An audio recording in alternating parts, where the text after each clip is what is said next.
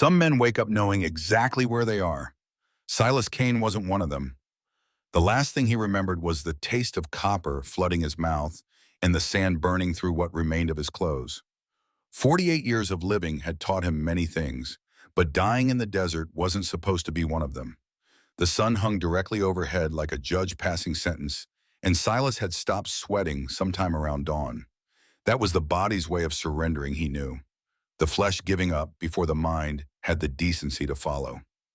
His horse had thrown him near a dried riverbed 2 days ago. The old mare had served him faithfully for 7 years longer than any woman or friend had managed.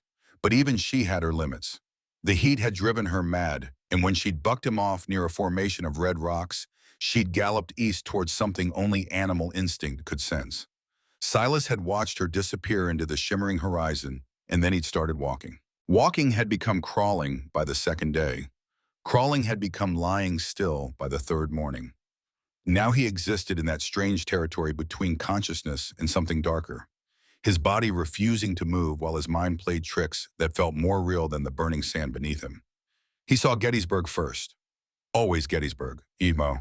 The field stretched out before him like a canvas painted in crimson, and gray bodies stacked 3 deep in places, the July heat already working its corruption on the fallen. He was 33 years old in the memory, young enough to still believe in causes, old enough to know what killing felt like. A Confederate boy lay at his feet, couldn't have been more than 16, his intestines spilling out onto the trampled grass like some obscene offering. The boy's lips moved, but Silas didn't need to hear the words anymore. He'd heard them every night for 15 years. The knife had been quick. A mercy, they called it. But mercy didn't explain why Silas still saw those eyes every time he closed, and his own still felt the way the boy's hand had gripped his wrist in gratitude before going slack. The desert pulled him back. Something had changed in the quality of light, a shadow falling across his chest where there should have been none. Silas forced his eyes open, and for a moment he was certain the dehydration had finally won, that his dying brain was conjuring visions to ease the passage. 3 figures stood against the sun, their silhouettes carved from the brightness like monuments to something older than the territory itself. The one in front was a woman taller than most men. Silas had encountered her presence filling the space between them with a weight that had nothing to do with physical size. She wore leather decorated with patterns he'd seen before in other places, on other people he'd been paid to hunt. Bone and stone hung from her neck in layers that spoke of rank and years. Apache. The word surfaced through the fog in his mind, bringing with it a cold clarity that cut through the heat. She crouched down still, maintaining a careful distance, and studied him the way a craftsman studies raw material. Her eyes moved from his face to his hands, lingering on the calluses that marked 30 years of handling weapons, then down to the knife still strapped to his belt. Even now, even dying, he hadn't let go of that blade. Her voice emerged in sounds that rolled together like water over stones, a language Silas had heard fragments of during his years hunting men across these territories. He couldn't separate the words, but the tone required no translation. She wasn't asking a question. She was making a statement, cataloging him as precisely as he'd cataloged so many others before pulling the trigger. The words he managed to force through his cracked lips came out as barely more than a whisper.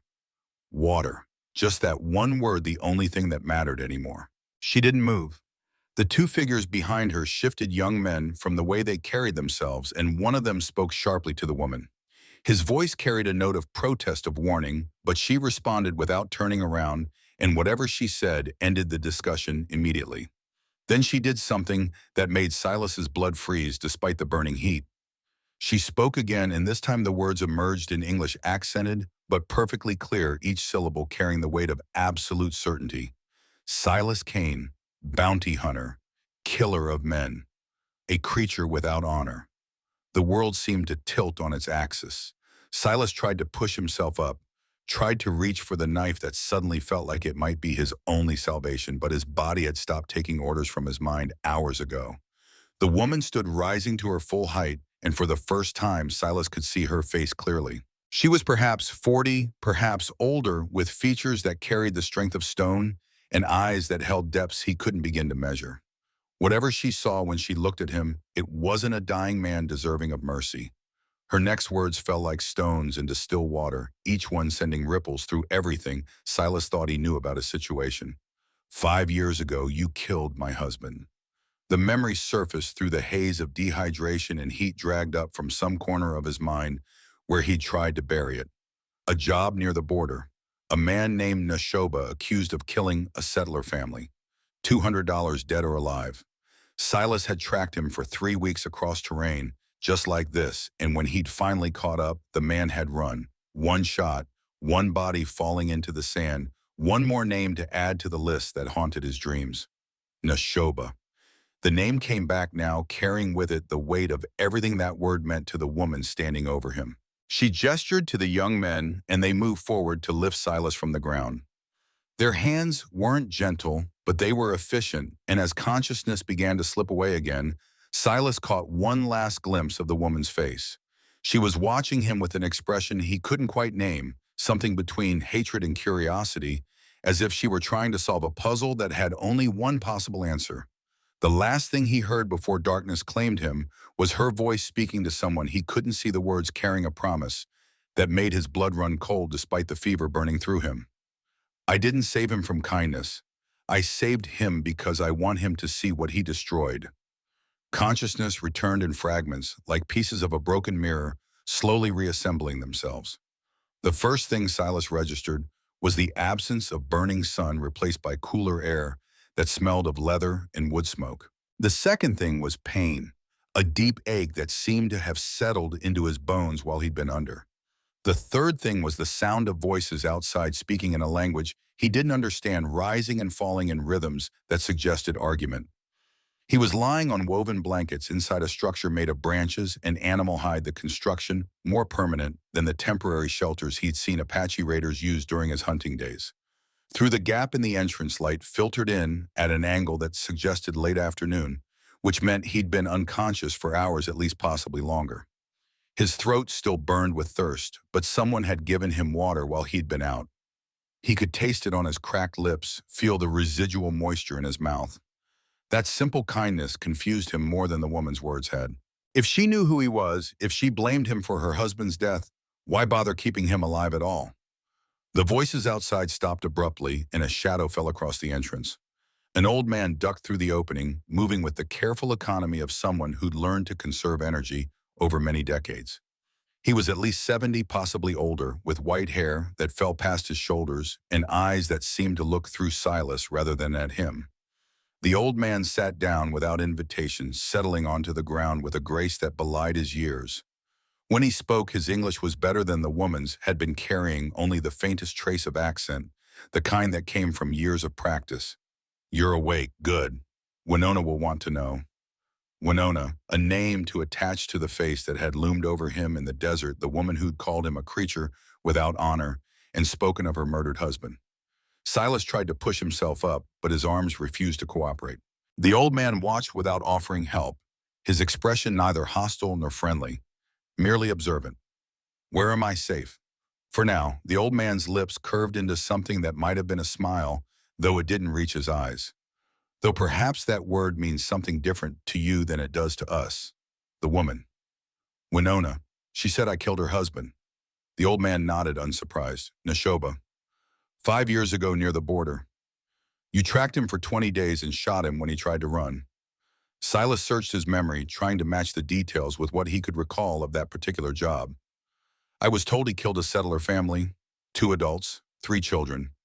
You were told many things, I'm sure. The old man leaned forward, studying Silas with unsettling intensity. Nashoba killed no one.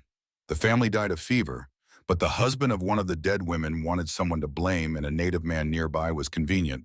The words settled into Silas's chest like stones, each one adding to a weight that had been building for years. He thought of all the bounties he'd collected, all the men he'd tracked and killed based on nothing more than a poster and a price. How many of them had been innocent? How many families had he destroyed for crimes that existed only in someone's imagination? I didn't know. The old man's expression didn't change. You didn't ask. There was nothing Silas could say to that. The truth of it was too simple, too damning to argue against. In 30 years of killing, he'd never once questioned whether the men he hunted deserved what he delivered. They were names on paper, prices attached to faces, problems to be solved for cash. The idea that they might be innocent, that the system feeding him targets might be corrupt or mistaken, had never occurred to him, or perhaps it had, and he'd simply chosen not to see. The old man stood brushing dust from his clothing. My name is Hota. I was a scout for your army many years ago. I know what it means to do terrible things for people who never asked your name. Why are you telling me this? Because Winona wants to understand what you are. She saved your life for reasons I don't fully comprehend, and now she will decide what to do with you. Hota paused at the entrance, looking back over his shoulder. I suggest you spend whatever time you have left thinking about how to answer when she asks. Then he was gone, leaving Silas alone with the growing weight of his past and the terrifying uncertainty of his future. The first days blurred together in a haze of recovery and observation. Silas's strength returned slowly each morning, bringing marginally more control over his limbs each evening, ending with exhaustion that pulled him under before full darkness fell. The people of the camp fed him and gave him water, but they did so with the kind of careful distance usually reserved for dangerous animals, placing food just outside arm's reach and retreating before he could offer thanks they clearly didn't want. The camp itself was smaller than any Apache settlement Silas had encountered during his hunting years. He counted 14 people in total, a number that seemed impossible for survival in this harsh terrain. Most were women and children, with only 3 men of fighting age besides the ancient Hota. The shelters were arranged in a loose circle, each positioned to maximize shade and sight lines, and everyone moved with a purpose that suggested long practice at the art of going unnoticed. On the third day, Silas was strong enough to sit up without the world spinning. He spent hours watching the camp through the gap in his shelter's entrance, learning the rhythms of this strange community that had saved him for reasons he still didn't understand. The children played near the center, their laughter quick and bright, while older women worked on tasks he couldn't identify from a distance. Everyone seemed to have a role, a purpose, and everyone watched him with the same mixture of fear and curiosity. The woman he now knew as Winona appeared twice each day, at dawn and at dusk. She never spoke to him during these visits, simply crouched at the entrance of his shelter and observed while he ate, her dark eyes cataloging every movement he made. The first time Silas tried to thank her, she raised one hand in a gesture so absolute that the words died in his throat. When she was ready for him to speak, she would let him know. One of the young men who'd carried him from the desert made a point of delivering his meals personally. Chatan Hota had called him when mentioning the camp's inhabitants. He was perhaps 26, with a lean build and eyes that burned with something deeper than simple dislike. Each time he set down the food, he made sure it was just far enough that Silas had to crawl for it, a petty humiliation that spoke volumes about his feelings. The message was clear enough. You're here because she allows it, not because we want you. By the fourth day, Silas was strong enough to stand. He made his way outside, testing legs that still trembled with weakness, and found himself confronted with the full scope of what surrounded him. The camp occupied a hidden valley protected on 3 sides by high canyon walls that would make any approach difficult to conceal. Water came from a spring somewhere to the east, and the sparse vegetation suggested the land could support a small group if they knew how to work it. But none of this explained the feeling of desperation that permeated everything. It was in the way the women's eyes flickered toward the canyon's entrance at every sound. It was in the tension that lived in Chatan's shoulders, the weariness that seemed to have settled into Hota's ancient bones. These people were surviving, but barely, and they knew their time was running out. An older woman came to examine his wounds that afternoon. She was perhaps 65, with hands that moved with the confidence of long experience, and eyes that seemed to see past his skin into something deeper. This was Ayota, he learned, the healer of the group, and her English was even better than Hota's. She worked in silence for several minutes, changing bandages and applying salves that stung before bringing numbness. When she finally spoke, her words cut through Silas's defenses like a blade through cloth. You don't sleep well. Not for many years. How many? Silas considered, lying, then decided there was no point. 15. Since the war ended. Ayota nodded as if this were exactly what she'd expected. Her fingers pressed against points on his body that seemed to have no connection to his wounds, and each touch brought a strange mixture of pain and release. What do you see when you close your eyes? The question was so direct, so unexpectedly personal, that Silas found himself answering before he could think to refuse. Faces. The people I've killed. They come whether I want them to or not. All of them enough. Iota sat back on her heels, studying him with an expression that wasn't quite sympathy, but wasn't the cold judgment he'd come to expect either. The spirits of the dead don't leave because we want them to. They leave when we learn to look at them directly, to acknowledge what we've done without looking away. Is that supposed to help? Nothing helps. Iota stood gathering her supplies, but sometimes understanding makes the burden easier to carry. She left without another word, and Silas spent the rest of the day sitting in the shade of his shelter, watching the children play and wondering if anything could ever make the weight on his shoulders feel lighter. On the fifth day, Silas learned the full truth about what had happened to this community. Hota found him near the spring, struggling to carry water back to the camp. The old man watched him work for several minutes before speaking, his voice carrying the weight of decades. "You want to know why we're so few?" Silas set down the water container, grateful for the excuse to rest. The thought had occurred to me. 20 years ago, we were 100 people. 10 years ago, 50. Now 14. Hota gestured toward the canyon walls that surrounded them. Disease took some. Soldiers took more. Those who survived scattered, some to reservations, some to Mexico, some simply disappearing into the land. Why didn't you go with them? Because this is our home. Hota's voice carried no anger, only a bone-deep weariness that came from fighting battles that could never be won. Winona's mother was matriarch before her, and her grandmother before that. This valley has belonged to our people for generations beyond counting. Leaving would mean surrendering everything we are. So you stay and wait to dino. Hota's eyes met Silas's, and for a moment something flickered in their depths that might have been hope. We stay and wait for something to change. That's different. The distinction seemed meaningless to Silas, but he didn't argue. He'd seen enough of the world to know that hope was sometimes the only thing standing between survival and surrender, and taking that from people who had nothing else would be a cruelty beyond even his capacity. Hota helped him carry the water back to camp, and along the way he shared more of the community's history. The three young men of fighting age were all that remained of a generation that had once numbered in the dozens. Shatan was Winona's adopted son, taken in after his parents died in a raid when he was 6 years old. The other two were cousins, bound to this place by blood and loyalty rather than choice. And the children are only hope for the future. Hota's voice softened. If they survive, if they can find partners from other groups, if the soldiers don't find us first. The weight of what he was describing settled into Silas's chest. This wasn't just a small band of survivors clinging to their homeland. This was the last remnant of something ancient, something that would disappear entirely when the final members died or were scattered. He thought of all the Apache he'd hunted over the years, all the bounties he'd collected for dead or captured natives, and for the first time he understood the true cost of what he'd done. He hadn't just killed individuals. He'd helped destroy a way of life that had existed for thousands of years. The realization should have brought guilt, but Silas found himself feeling something stranger, something he couldn't quite name. It was as if a door had opened in his mind that he hadn't known was there, revealing a landscape of consequences he'd never allowed himself to see. Hota seemed to sense the shift in his thoughts. The old man nodded slowly, as if Silas had just passed some kind of test. Understanding is the first step. What you do with that understanding will determine what happens next. Before Silas could ask what he meant, Hota had already walked away, leaving him alone with questions that had no easy answers. The summons came on the 6th day. Silas was sitting outside his shelter when Winona appeared, approaching from the direction of the camp center with a stride that covered ground efficiently without appearing rushed. She stopped a few feet away, looking down at him with an expression that gave away nothing. "Walk with me." It wasn't a request. Silas rose on legs that still protested the movement and followed as she led him away from the camp up a narrow path that wound through rock formations shaped by wind and time.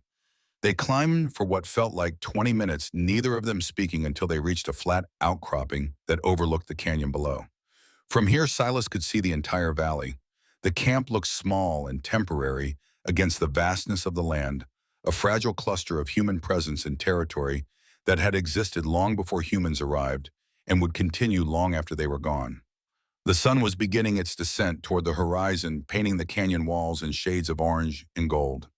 Winona stood at the edge, her arms crossed, and when she finally spoke, her words came slowly, each one chosen with evident care. 5 years. That's how long I thought you were dead. Silas blinked, uncertain he'd heard correctly. Dead when you killed Neshoba Chatan and I were nearby. We heard the shot and came running, but by the time we arrived, you were gone. Neshoba was lying in the sand, and I thought this is the end. This is where everything stops. Winona's voice remained steady, but something in her posture suggested the memories still carried weight. We buried him there, and I swore that if I ever found the man who killed him, I would make him understand what he had taken from us. Why didn't you kill me in the desert? You could have left me to die. Winona turned to look at him, and for the first time Silas saw something other than cold calculation in her expression. There was frustration there, perhaps even confusion, as if his question touched on something she hadn't fully resolved herself. Because killing you would be too easy, too quick. She moved closer, her presence filling his field of vision. When I saw you lying there, still fighting to survive, when any sane person would have given up, I thought about what you represented. A bounty hunter. A man who killed for money without asking questions. The worst kind of predator. I am. Are you? Winona tilted her head, studying him with unsettling intensity. Hota tells me you listen when he speaks. Ayoda says you carry your dead with you, that their faces haunt your dreams. Is that true? Silas thought about lying, about trying to appear stronger or more indifferent than he actually was. But something in Winona's gaze made deception feel pointless, as if she would see through any pretense before he finished speaking. Every night. They come whether I want them to or not. Good. The word landed like a slap, but Winona's expression suggested she hadn't meant it as cruelty. A man who kills without remembering is a monster. A man who kills and carries the weight of it might be something else. She paused, seeming to gather her thoughts. When I found you, I thought you were the first kind. Now I'm not so sure. What do you want from me? The question hung between them as the sun continued its descent. Winona looked out at the valley below, where tiny figures moved between shelters, going about the business of survival that occupied every waking moment. I don't know. Her honesty was startling. When I saved you, I thought I knew. I thought I would keep you alive long enough to understand what you had destroyed, and then I would decide how to end you. But now, I wonder if you can become something other than what you were. Winona turned back to face him, and her next words carried the weight of something she'd been carrying alone for too long. My people are dying, Silas Kane. Not just from soldiers or disease, but from hopelessness. We are the last of our kind, and every year there are fewer of us. I need to believe that change is possible, that people can transform into something better than their past. Because if you can't, then perhaps we can't either. The confession stripped away layers of armor Silas hadn't realized he'd been wearing. This wasn't about revenge, or not only about revenge. This woman had saved his life because she needed hope, needed to believe that even the worst among humanity could find redemption. The terrible irony was that Silas had no idea if she was right. I can't promise you anything. The words felt inadequate, but they were the only honest ones he had. I don't know if I can change. I've been what I am for so long that I'm not sure there's anything else left. Then find out. Winona's voice hardened again, the vulnerability of moments before disappearing behind walls of necessity. You will stay here. You will work. You will learn. And when I decide what to do with you, you will accept my judgment without complaint. And if I try to leave, then Chatan will find you. And next time I won't interfere. She began walking back down the path, leaving Silas alone on the outcropping with the dying light and the weight of everything she'd shared. He stood there as the sun completed its descent, watching the sky shift through shades of purple and red, thinking about redemption and transformation, and whether such things were possible for a man who'd spent 3 decades building his identity on violence. The answer, he realized, was that he genuinely didn't know. But for the first time in longer than he could remember, he wanted to find out. Night had fully claimed the valley by the time Silas made his way back to camp. He found a shelter without difficulty, guided by the glow of small fires and the sound of voices speaking in languages he couldn't understand. Sleep should have come easily after the physical demands of the day, but his mind refused to settle, replaying every word of his conversation with Winona until the meanings blurred and separated and reformed into new configurations. He was still awake when the shadow appeared at his entrance, blocking out the faint light from the nearest fire.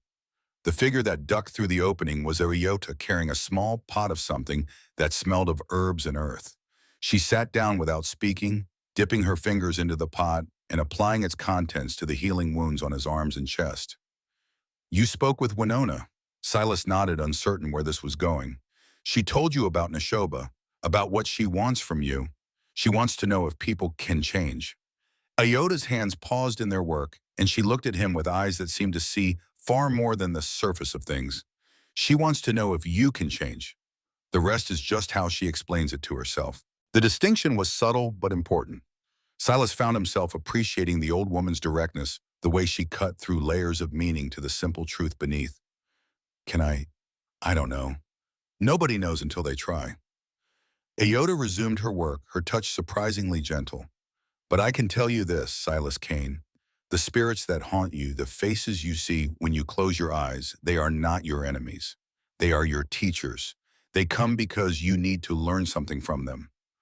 What could they possibly teach me? That your actions have consequences beyond what you can see. That every life you took was connected to other lives, other stories, other futures that now will never happen. Iota finished her ministrations and sat back studying him with unsettling intensity. When you understand that, truly understand it in your bones, then perhaps you can begin to become something else. She left without waiting for a response, and Silas lay in the darkness thinking about teachers and lessons, and the terrible curriculum his past had created for him.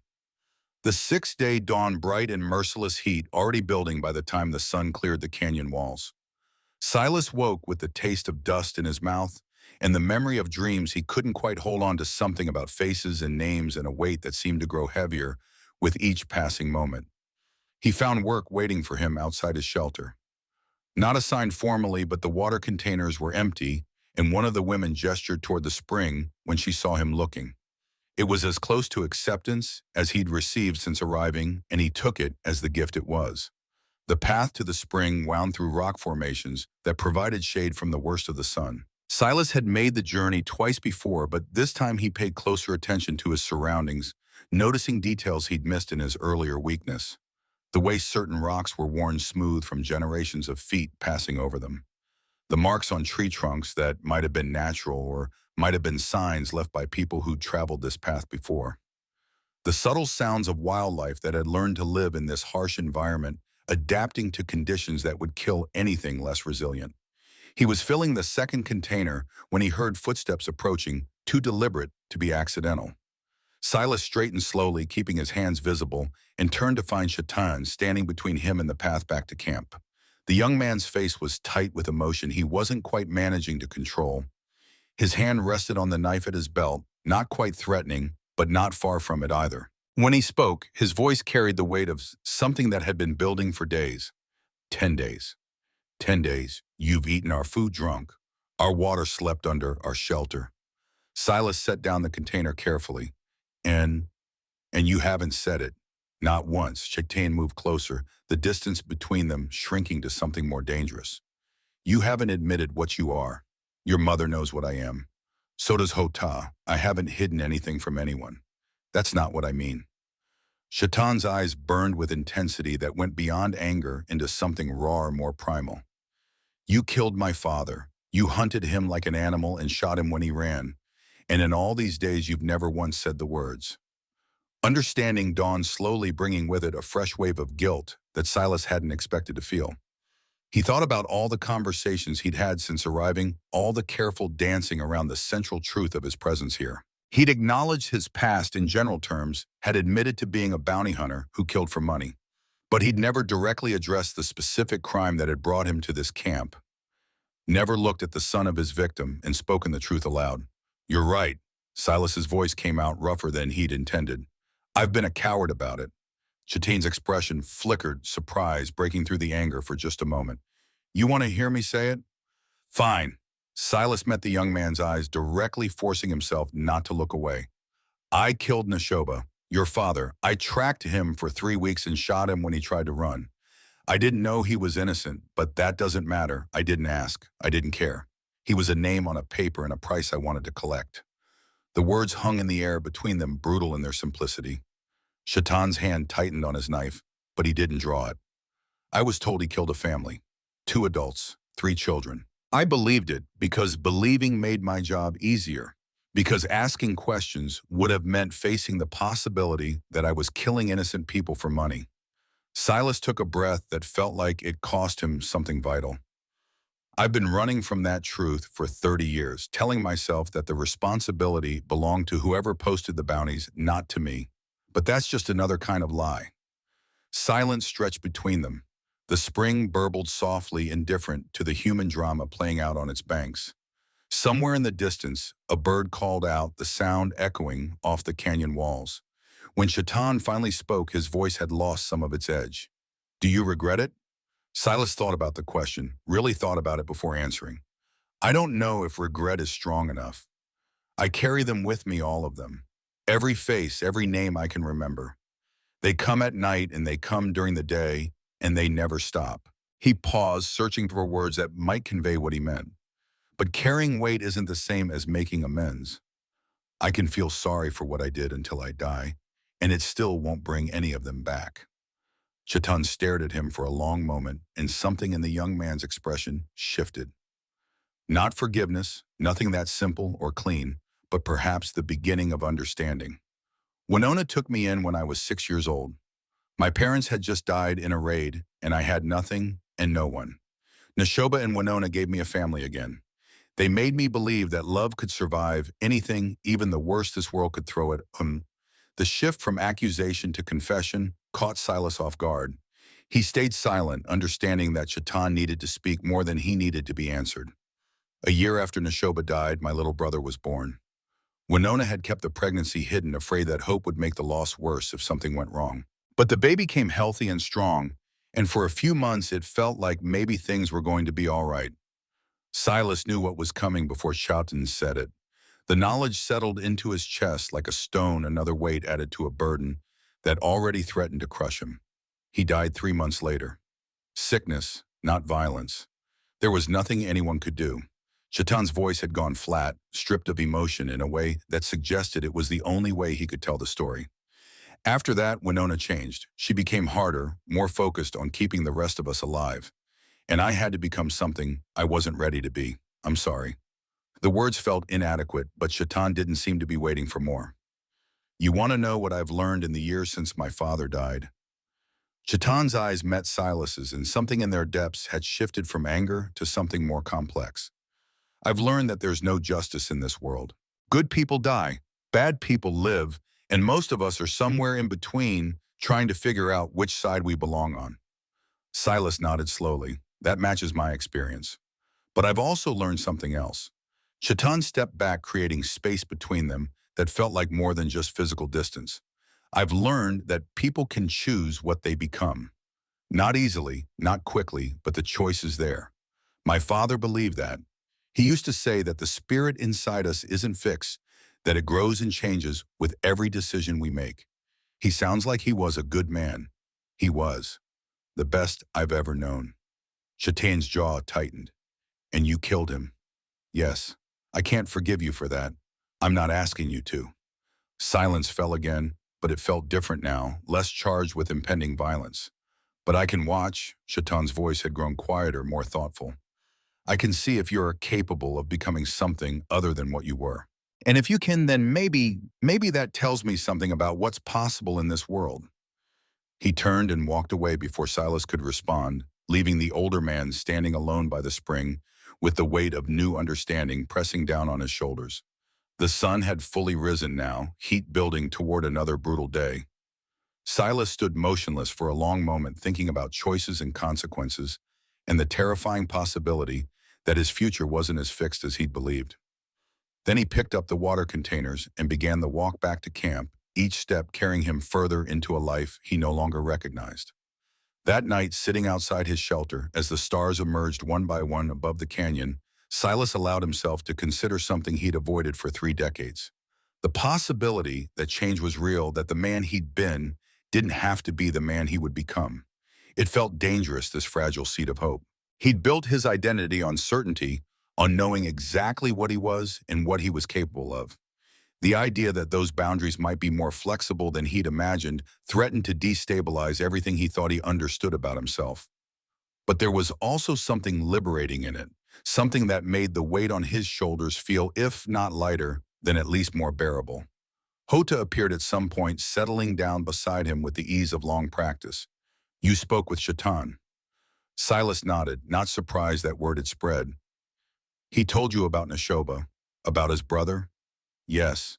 "And what did you learn?" The question seemed simple on the surface, but Silas knew from experience that nothing with Hota was as simple as it appeared.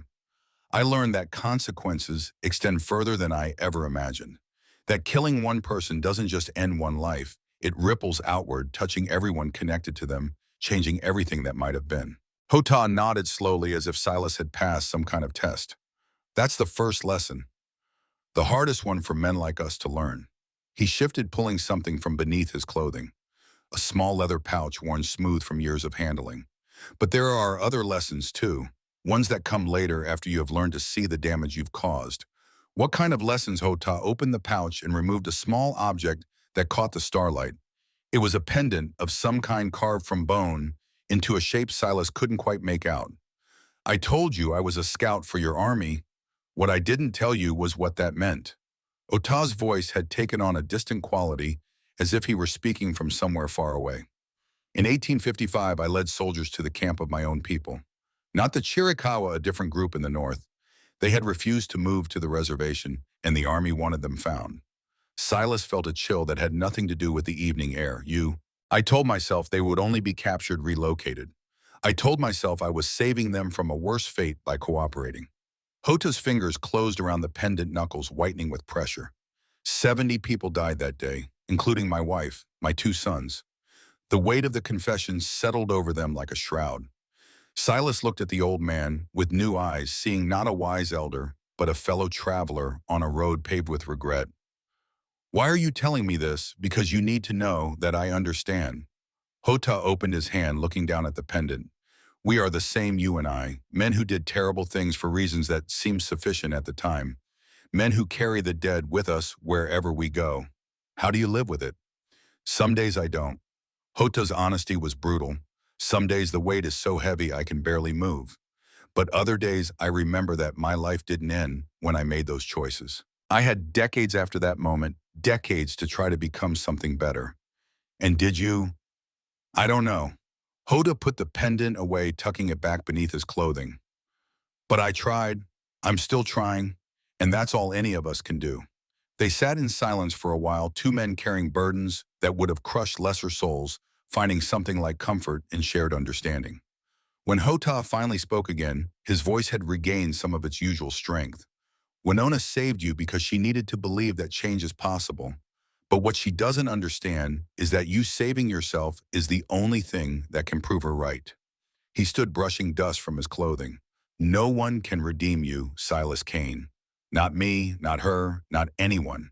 You have to do that work yourself." "Where do I start?" Hota looked down at him, and something in the old man's expression softened. "You already have. By listening, by admitting what you've done, by asking that question." He turned to leave, then paused. "Tomorrow I'll start teaching you how to track properly. Not to hunt men, but to understand the land. It's not much, but it's a beginning." Then he was gone, leaving Silas alone with the stars and the slowly crystallizing understanding that his life, for better or worse, had changed forever. The next morning, Silas woke before dawn. For the first time since arriving at the camp, he'd slept without dreaming of faces from his past. It wasn't peace exactly, but something closer to it than he'd experienced in years.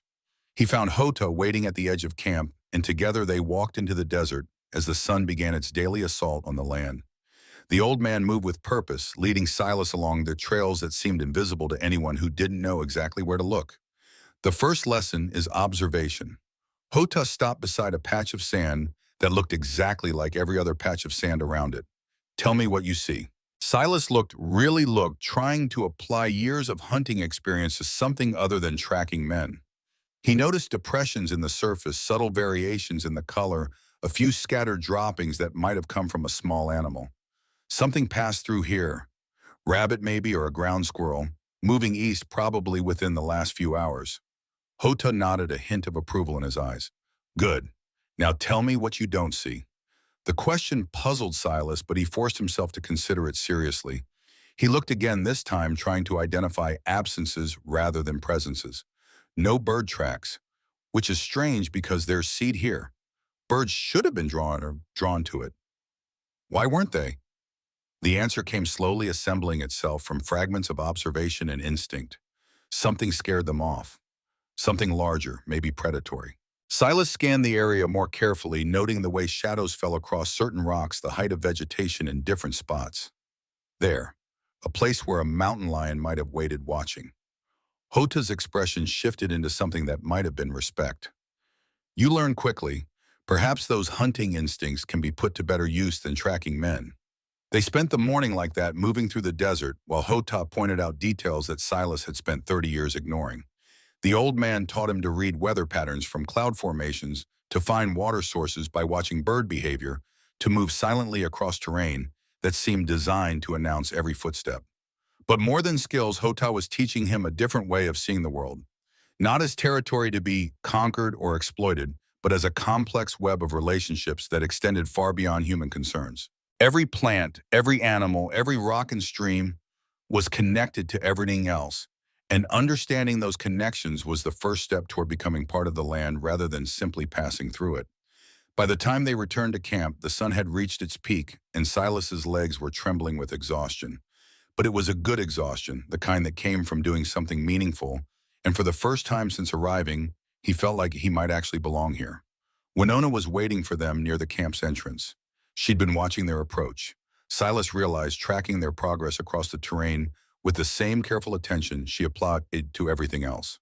Hota gave her a slight nod. He's a fast learner. Good. Winona's expression remained unreadable. He'll need to be. She walked away without further explanation, but something in her posture suggested that she was beginning to consider possibilities she hadn't allowed herself to imagine before. That night, as Silas lay in his shelter, listening to the sounds of the camp settling into sleep, he allowed himself to feel something he'd denied for decades. Hope, fragile and uncertain but undeniably present. He didn't know if he could become the person Winona needed him to be, the person Hota seemed to believe he could become. He didn't know if redemption was possible for someone who'd spent 30 years building a life on violence and death. But for the first time and longer than he could remember, he wanted to find out. The faces would still come in his dreams, he knew. The weight of his past wouldn't disappear overnight or perhaps ever. But maybe, just maybe, carrying that weight could become something other than punishment. Maybe it could become purpose. The thought followed him into sleep, and for the second night in a row, his dreams were gentle. When he woke at dawn, ready for whatever lessons the day might bring, he felt something he hadn't experienced in 30 years. He felt alive. The weeks that followed carved new patterns into Silas's existence, rhythms he'd never known and hadn't realized he needed. Each morning began before the sun cleared the canyon walls, Hota waiting at the camp's edge with patience that seemed infinite. Each evening ended with muscles aching from work that had nothing to do with violence, exhaustion that brought sleep without the usual parade of accusing faces. He learned to read the land the way he'd once read wanted posters, translating signs and symbols into stories that revealed themselves only to careful observation. The depression in sand that marked where a javelina had rested during the hottest hours, the scratch marks on bark that told of a mountain lion marking territory, the subtle differences in vegetation that indicated underground water sources invisible to untrained eyes. But more than tracking, Hota taught him the philosophy behind the skills. Every creature had its place in the web of existence, the old man explained during one of their long walks through the desert. Every action rippled outward, affecting things the actor might never see or understand. A hunter who killed without thought disrupted patterns that had existed for generations. A man who took only what he needed, who gave thanks for what the land provided, became part of something larger than himself. Silas listened with an attention he'd never given to anything except the hunt. The concepts were foreign to everything he'd believed about the world, yet they resonated with something deep inside him, a part of his spirit that had been starving without his knowledge. By the end of the first month, he could move through the desert without leaving obvious traces. By the end of the second, he could predict weather patterns 3 days in advance by reading clouds and wind. By the third month, even Shaitan had begun acknowledging his presence with something other than hostility, the young warrior occasionally joining their tracking expeditions and offering grudging corrections when Silas misread a sign. The camp itself had begun to accept him in small ways. Women no longer retreated when he approached. Children watched him with curiosity instead of fear. One of the elders, a man named Kohana, who rarely spoke, had started leaving tools outside Silas's shelter items that needed repair, a gesture of trust that meant more than any words could have conveyed. Ayoda continued her evening visits, though their conversations had shifted from healing wounds to exploring the landscape of Silas's past. She never pushed, never demanded more than he was willing to give, but her questions had a way of opening doors he'd kept locked for decades. "Tell me about your sister." The request came on a night when the stars seemed particularly bright, scattered across the sky like fragments of broken glass catching light from an invisible source. Silas was quiet for a long moment, memories surfacing that he'd tried to bury beneath years of violence and movement. Clara was 4 years younger than me. When our parents died of fever in '52, I was 16 and she was 12. I promised I'd take care of her, keep her safe, make sure she had the life our parents wanted for her. "And did you?" The question cut deeper than any blade. Silas thought about Clara's wedding, which he'd missed because of a job in New Mexico. Thought about the letters he'd stopped answering because he didn't want her to know what he'd become. Thought about the telegram that had finally reached him in Arizona telling him she'd died while he was tracking a horse thief worth $50. "I failed her in every way that mattered." His voice came out rougher than intended. "I told myself I was working to send money home, that the things I did were for her benefit, but that was just another lie. I was running from the war, from what it had made me, and I used her as an excuse." Ayoda absorbed this without judgment, her silence creating space for him to continue. "She died of fever in '68. Her husband wrote to tell me, but I didn't get the message for 3 months. By then, she'd been in the ground longer than she'd been sick. I never said goodbye, never told her I was sorry for disappearing, never gave her the chance to forgive me or refuse. Do you think she would have forgiven you?" The question brought unexpected tears to Silas's eyes. He blinked them away, grateful for the darkness that hid his weakness. "That's what makes it worse. I think she would have.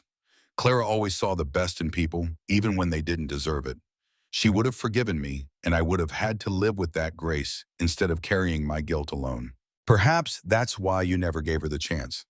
The insight landed like a physical blow. Silas sat with it, feeling its truth settle into his bones. "You're saying I chose punishment over forgiveness. I'm saying guilt can become comfortable. Carrying weight alone can feel like strength, like penance, when really it's just another form of running away." Before Silas could respond, a commotion erupted from the camp's perimeter. Voices raised in alarm, feet pounding against packed earth, the unmistakable tension of people preparing for danger. They both rose, Ayoda moving with surprising speed for her age, and hurried toward the sound. Shatan had returned from a scouting expedition with news that changed everything. Cavalry. 20 men, maybe more, moving south through the canyon system. They're searching systematically, checking every valley and depression. Winona stood at the center of the gathered community, her face carved from stone. Around her, the other members of the camp waited with the tense stillness of people who had learned that panic was a luxury they couldn't afford. How far? 3 days if they continue their current pattern. But they could accelerate if they find signs of our presence. Silas felt the weight of every eye that turned toward him. He understood their suspicion, the unspoken accusation that his presence might have drawn this danger to their doorstep. Winona's gaze met his, searching for something he couldn't name. "You know cavalry movements. You hunted for them, worked with them. What does this pattern tell you?" Silas considered the information Shaitan had provided, applying years of experience to the problem. 20 men is too many for a routine patrol, too few for a full assault. They're looking for something specific, someone who matters enough to justify the resources, but not enough to bring overwhelming force. They're looking for you. The speaker was Kohana the elder, who rarely used words. His voice carried the weight of absolute certainty. Maybe. Silas forced himself to meet the accusation directly. "I've made enemies over the years. Any of them could have sent word that I was last seen heading into this territory. Or perhaps they're looking for us." Winona's voice cut through the murmuring. "We've avoided detection for 2 years, but that doesn't mean we've been forgotten. The army wants all of our people on reservations or dead. A small band living free in the canyons would be exactly the kind of target they'd hunt." The debate continued, voices rising and falling as different possibilities were considered. Through it all, Silas remained silent, watching and listening, a growing certainty forming in his gut. He knew who was leading those soldiers, knew it with the same instinct that had kept him alive through 3 decades of dangerous work. Vernon Shaw had finally caught up with him. The name surfaced memories Silas had tried to bury deeper than all the others. Shaw had been his commanding officer during the war, a man whose cruelty was matched only by his effectiveness. They'd served together through some of the bloodiest campaigns of the conflict, and Silas had watched Shaw transform from a ruthless soldier into something far worse. After the war, their paths had crossed again. Shaw had risen through the peacetime ranks using political connections to secure postings in the territories where rules were flexible and oversight was minimal. Silas had been working as a bounty hunter when Shaw hired him for a job that would haunt both their memories. New Mexico, 1870, a Navajo camp that Shaw claimed was harboring hostile warriors. Silas had led the soldiers there, guided by tracking skills he'd honed over years, and what he'd found had been nothing like what Shaw had described. Women, children, old men too weak to fight even if they'd wanted to. Shaw had ordered the attack anyway. Silas had refused to participate, had actually drawn his weapon against his own people when he saw what was about to happen. Shaw had backed down, but not before making clear that their relationship had become something other than professional. In the chaos that followed, Silas had taken something. Documents Shaw had been carrying, orders that detailed a pattern of similar operations across the territory. Evidence of what the colonel really was hidden away against the day when it might be needed. That evidence was still hidden, buried in a place only Silas knew, waiting for the moment when it could do the most damage. If Shaw was the one leading those soldiers, he wasn't just searching for a fugitive bounty hunter. He was hunting for the one person who could destroy everything he'd built. The council continued around him, but Silas was already calculating distances and possibilities. If he left now tonight, he might be able to draw Shaw away from the camp, lead the soldiers on a chase that would end somewhere far from these people who had, against all odds, begun to feel like something other than strangers. It was the right thing to do, the honorable thing, if a man like him could claim any connection to honor. But even as he prepared to announce his departure, another voice cut through the chaos, riders approaching, fast from the east. Every head turned toward the canyon's entrance. In the fading light of sunset, a single figure was visible, approaching at a pace that suggested either desperation or confidence. Shaitan moved to intercept, bow drawn and arrow nocked. Others positioned themselves around the camp's perimeter, preparing for whatever threat might be descending upon them. The rider slowed as he approached, raising both hands to show they were empty. Even from a distance, something about his posture suggested familiarity, a way of sitting his horse that several of the elders seemed to recognize. Winona stepped forward, and for the first time since Silas had known her, she seemed uncertain.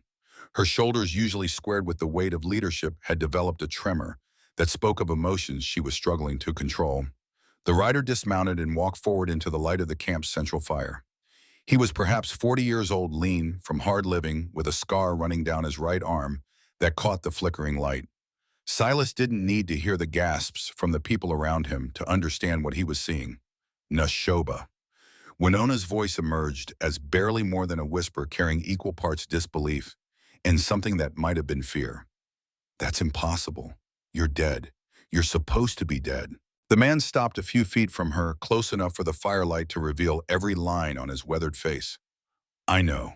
His voice was hoarse, as if he hadn't spoken in a long time. "I know what you think, what everyone thinks, and you're right to hate me for letting you believe it." The silence that followed was so complete that Silas could hear his own heartbeat pounding in his ears. Around him, the community stood frozen, caught between joy and horror, unable to process what they were witnessing. Chitin moved first.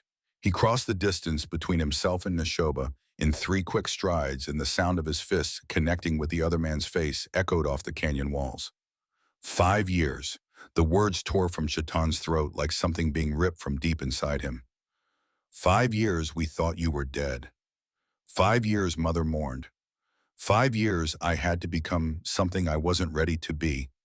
And you were alive. You were alive the whole time. Nashoba didn't defend himself. He lay in the dirt where the punch had dropped him, blood streaming from his nose, and made no move to rise. "I was a coward." There was no deflection in his voice, no excuse-making. When I saw the bounty hunter coming, I ran. I left my wife and my son to face him alone, and I ran. Silas felt the words like physical blows. The bounty hunter Neshoba was talking about was him. The terror that had sent a man fleeing from his own family had worn his face, carried his weapon, spoken with his voice. I was wounded. Neshoba continued, his words directed at everyone and no one. The shot grazed me, but I let myself fall. Let him think I was dead. And after he left, after you found me and buried what you thought was my body, I couldn't face you. Couldn't face what I'd done. You let us bury you. Winona's voice had gone cold, colder than Silas had ever heard it. You lay there and let your son cover you with earth, and then you ran.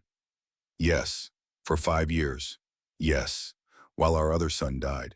While I carried this community alone. While everything we built together crumbled around me. Neshoba closed his eyes, accepting each accusation like a deserved punishment. I'm not asking for forgiveness. I know there's nothing I can do to earn that. But I had to come back. Had to try to make some kind of amends, even if all I can offer is the truth. The truth. Winona's laugh was bitter enough to curdle milk. The truth is that you're a coward. The truth is that I mourned a man who was watching from the shadows while I fell apart. The truth is that I've spent 5 years becoming someone hard enough to survive without you, and now you want to walk back into a life that doesn't exist anymore. Silas watched the scene unfold with a growing sense of displacement. Everything he'd believed about his role here, about the crime he'd committed, and the redemption he was seeking, had shifted beneath his feet. He hadn't killed Neshoba. The shot he'd fired, the body he'd left behind, had been a man playing dead to escape consequences he couldn't face. But did that change anything? He'd still come with murder in his heart. Still tracked an innocent man for 3 weeks with the intention of ending his life. The fact that his victim had survived through deception rather than dying through violence didn't erase the moral weight of what Silas had done. If anything, it made things more complicated. The community began to fracture into smaller groups. Voices rising in argument about what Neshoba's return meant and what should be done about it. Some seemed inclined toward forgiveness, citing traditional laws about family bonds and the possibility of redemption. Others, led by Chatan, argued that Neshoba had forfeited any claim to belonging when he'd abandoned his responsibilities. Through it all, Winona stood silent at the center of the storm, her face revealing nothing of the turmoil that must have been raging inside her. Silas found himself moving toward the edge of the camp, seeking distance from a drama that wasn't his to influence. But before he could slip away into the darkness, Hota appeared at his side. The old man's face was grave in a way Silas hadn't seen before. This changes things. For everyone. What do you mean? Hota gestured toward the arguing groups, toward Winona's frozen figure, toward the bloodied man still lying in the dirt. Neshoba's returned forces, questions that have been sleeping for years. Who leads this community, and by what right? What do we owe to those who abandoned us? How do we balance tradition against survival? Those questions were already there. Silas heard the defensiveness in his own voice. I'm the one who forced them into the open. You forced questions about change and redemption. Hota shook his head. Neshoba forces questions about loyalty and forgiveness. They're not the same, and the answers may not be compatible. Before Silas could respond, another commotion erupted from the camp's entrance. A scout had returned, his face pale with news that couldn't wait for the current crisis to resolve itself. The cavalry has changed direction. They're moving faster now, heading directly toward our position. They'll be here within 2 days. The announcement cut through the arguments like a blade through cloth. Suddenly, the question of Neshoba's status seemed less urgent than the more immediate problem of survival. Winona snapped back into command mode, the vulnerability of moments before disappearing behind walls of necessity. Break camp. Take only what we can carry quickly. We move at dawn. The community scattered to obey decades of practice, making the process efficient despite the chaos. Tents began coming down. Supplies were sorted into essential and expendable. Horses were prepared for a journey that might be their last. In the midst of the organized panic, Silas found himself standing beside Neshoba, looking down at the man who should have been his victim. You're the bounty hunter. Neshoba's voice was flat recognition dawning in his eyes. You're the one who shot me. Yes, I heard you were here, heard what Winona was doing, keeping you alive, trying to find meaning in your presence. That's part of why I came back. Silas waited, sensing there was more. I thought if she could forgive you, maybe there was hope for me too. Neshoba laughed without humor. I was wrong. What you did to me was impersonal. What I did to her was betrayal. Does it matter whether she forgives either of us? Neshoba was quiet for a long moment. It matters because forgiveness is the only thing that makes survival worthwhile. Without it, we're just animals running from predators waiting for the day when we're too slow or too weak to escape. The philosophy seemed at odds with the man's actions, but Silas understood the disconnect between what people believed and how they behaved. He'd spent 30 years living that gap himself, the cavalry that's coming. Silas changed the subject deliberately. Do you know anything about who's leading them? Neshoba shook his head. I've been living in Mexico for the past 3 years, only came north a month ago. When I heard rumors about this camp, I don't know anything about current military movements. Then we're both in the dark. The night passed in a blur of activity and anxiety.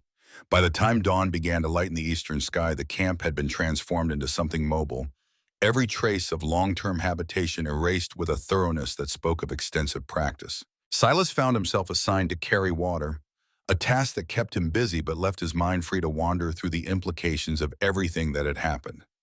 Neshoba's return had complicated his position in ways he was still struggling to understand. The approaching cavalry had raised the stakes beyond anything he'd anticipated, and the question of what to do about either problem remained frustratingly unclear. They moved south through the canyons, following routes that only Hota and a few of the elders knew. The pace was grueling, especially for the children and elderly, but no one complained. Survival didn't leave room for complaints. By midday, they'd covered enough distance to make Silas cautiously optimistic about their chances of escape. The terrain they were traversing would be difficult for cavalry to navigate, and their head start should have been sufficient to stay ahead of any pursuit. Then the scout returned with news that shattered his optimism like glass. They've split up. Half are following our trail, but the other half circled around. They're ahead of us now.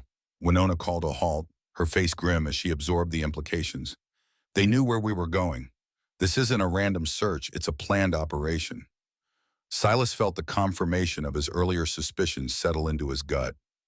It's Shaw, Vernon Shaw. He knows I'm here and he knows about the evidence I have against him. Winona turned to face him, and for the first time he saw something like anger in her eyes. You brought this upon us. Your past, your enemies, your secrets, yes. Silas met her gaze without flinching. And I'll end it. Give me a day, maybe two. I'll lead them away from here, make them chase me instead of you. And when they catch you, then you'll be safe. That's what matters. The offer hung in the air between them, genuine sacrifice offered without expectation of reward. Silas could see Winona calculating, weighing his value against the danger he represented. But before she could respond, Hota stepped on forward. There may be another way. The old man's voice carried the weight of someone who'd been considering options while others were reacting. The evidence you mentioned against this Shaw, where is it buried? In a mission about 3 days east of here. Father Miguel Reyes has been keeping it safe without knowing exactly what it contains. If that evidence reached the right people in Washington, what would happen? Shaw would be court-martialed, imprisoned, probably executed. His career, his reputation, everything he's built would be destroyed. Hota nodded slowly. Then perhaps the solution isn't running. Perhaps it's fighting, but with weapons other than guns. The idea was audacious enough to make Silas pause. Instead of fleeing from Shaw, they could attack him where he was most vulnerable. Instead of hiding evidence that might never be used, they could deploy it as a weapon. But the risks were enormous. Getting to the mission would require evading both halves of the cavalry force. Convincing Father Reyes to help would require trust that Silas hadn't earned. And even if everything went perfectly, there was no guarantee that the evidence would reach Washington before Shaw caught up with them. It could work. Silas heard himself speaking before he'd fully decided. But it would require someone to create a distraction to draw Shaw's attention while the evidence is retrieved. I'll go. The voice belonged to Shaitan, who had approached during the discussion without anyone noticing. I know these canyons better than anyone. I can keep them busy long enough for you to reach the mission. No. Winona's response was immediate. I won't lose you too. You won't be losing me, Mother. Shaitan's use of the word was deliberate, a reminder of bonds that transcended biology. You'll be giving me a chance to do something that matters. Something that might actually save our people. instead of just delaying the inevitable. The argument continued, but Silas could see the outcome taking shape. Shaitan would provide the distraction, drawing the cavalry deeper into the canyons, while Silas made for the mission. The rest of the community would find a hiding place and wait, hoping that the gamble would pay off. It was a desperate plan, the kind that only made sense when all other options had been exhausted. But desperation had become their constant companion, and at least this approach offered the possibility of victory rather than just survival. As night fell and the group prepared to split into their separate missions, Silas found himself standing beside Neshoba once again. I should be the one providing the distraction. The returned husband's voice was quiet but firm. Shaitan has a future here. I'm just a ghost trying to find a way back to life. Silas considered the offer, seeing its logic, even as he recognized the complications it would create. If you die out there, Winona will blame herself for not protecting you. Even after everything you did, she still carries that weight. Then maybe she'll finally be free of it. Neshoba's smile was sad. Sometimes the best thing a ghost can do is disappear for real. The conversation was interrupted by Winona's approach. She looked between the two men with an expression that revealed nothing of her thoughts. We leave at dawn. Silas goes east to the mission. Shaitan provides the distraction. Everyone else heads for the Wames in the southern canyon. And Neshoba Winona was silent for a long moment. He comes with me. She held up a hand to forestall objection. Not as a husband, not as anything he used to be, but if he wants to earn a place among us again, he can start by helping protect our people while you're gone. Neshoba nodded, accepting the terms without argument. The night passed in restless preparation. By the time the first hint of light appeared on the eastern horizon, everyone was ready. Silas found Hota waiting at the edge of camp, the old man's face grave with concern. You understand what you're walking into. Shaw won't let me get away easily. Even if I reach the mission, even if I get the evidence to the right people, he'll hunt me until one of us is dead. Then make sure it's not you. Hota reached into his clothing and withdrew the small leather pouch Silas had seen before. He pressed it into Silas's hands. My wife made this pendant the year we were married. She said it would protect me from making the same mistake twice. Silas looked down at the carved bone, feeling the weight of what it represented. I can't take this. You can. Hota's voice carried absolute certainty. I've spent 70 years carrying the weight of what I did. You have fewer years ahead of you, and the weight you carry is no lighter. Perhaps this will help you remember that survival isn't the same as living. They embraced briefly, two men bound by shared understanding of guilt and the fragile hope of redemption. Then Silas turned and walked toward the eastern canyon, leaving behind the community that had, against all odds, become something like home. The journey took longer than he'd anticipated. Shaw's men were everywhere, patrols sweeping through the canyons with a thoroughness that suggested their commander knew exactly what was at stake. Silas was forced to move slowly, using every skill Hota had taught him to avoid detection. On the second day, he heard distant gunfire from the north. Shaitan's distraction had begun. The sound should have brought relief, but instead it brought guilt. Somewhere behind him, a young man was risking his life to give Silas a chance at redemption he wasn't sure he deserved. The mission appeared on the third morning, its adobe walls rising from the desert like a monument to faith in hostile territory. Father Miguel Reyes was working in the garden when Silas approached, his cassock dusty from labor that seemed at odds with his spiritual calling. Silas Kane. The priest's voice carried neither surprise nor welcome. I wondered when you would return for what you left with me. I need it now. All of it. Father Reyes straightened, studying Silas with eyes that seemed to see far more than the surface of things. The evidence against Shaw. You're finally going to use it. Yes, even though it will likely get you killed. Even so, the priest was quiet for a long moment, some internal debate playing out behind his weathered features. I've spent 10 years protecting your secrets, Silas. Keeping documents I've never read, trusting that you would only ask for them when the cause was just. What's changed everything? Silas heard the truth in his own words as he spoke them. I've spent 3 months with people I was supposed to hunt, learning things I never wanted to know. Shaw is coming for them now, not just me. If I don't stop him, they'll be destroyed. And stopping him requires making yourself a target. Yes. Father Reyes nodded slowly, some decision crystallizing in his expression. Come inside. I'll give you what you need. The mission's interior was cool and dim, a sanctuary from the brutal heat outside. Father Reyes led Silas to a small office at the back of the main building where a locked chest waited beneath a simple wooden cross. I never looked. The priest produced a key from somewhere inside his robes. I want you to know that, whatever these documents contain, I've protected them without knowing their contents. Why? Because you asked. And because I saw something in your eyes when you first came to me, something that suggested you were capable of more than the life you were living. Silas accepted the chest, feeling its weight in his hands. I don't know if I've proven you right. Perhaps not yet. Father Reyes smiled gently, but the day isn't over. They spoke briefly of logistics and routes, the priest providing information about safe paths and sympathetic contacts who might help Silas get the evidence to Washington. When they finished, the sun had climbed higher in the sky and Silas knew he couldn't delay any longer. But before he left, Father Reyes asked one final question. The people you mentioned, the ones Shaw is hunting, do they know what you're doing for them? Some of them, and do they understand the cost? Silas thought about Winona, about Shatan, about Hota and Iota and all the others who had shown him kindness he didn't deserve. They understand sacrifice. It's how they've survived this long. Then perhaps they'll understand this too. Father Reyes made the sign of the cross over Silas's bowed head. Go with God, Silas Kane, and may you find the peace you've been seeking. Silas left the mission with the chest tucked under his arm and a growing certainty that the final confrontation was approaching faster than he'd anticipated. He was right. Shaw was waiting for him less than a mile from the mission, mounted on a gray horse with 10 soldiers at his back. The colonel's face bore a scar that Silas didn't remember, running from forehead to cheek on the left side, but his eyes were exactly as Silas recalled them. Cold, calculating, and utterly without mercy. Silas Kane. Shaw's voice carried across the distance between them. 13 years I've been looking for you. 13 years of wondering when you'd finally surface.